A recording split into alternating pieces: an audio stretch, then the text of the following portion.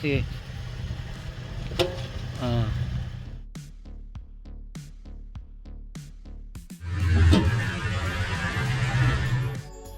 Hi guys, I found out that the issue with that bang sound when you hit a curb or when you turn into a runabout,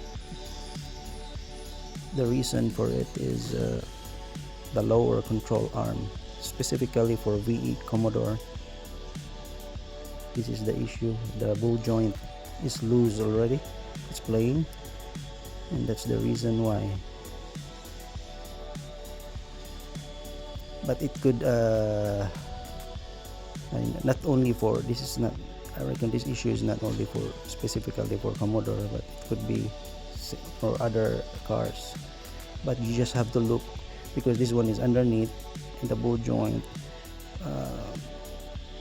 and you have to check your the joints, specifically with the ball joints on it. That's the first thing that you need to check. In my case, the Commodore, this is the arm that's underneath.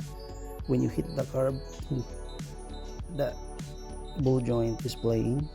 It's really like small, playing already. When you tilt it, it's like there's nothing in it, and that's the reason why. Hope this video helps with your issue. Thank you for watching. Please like and subscribe for more.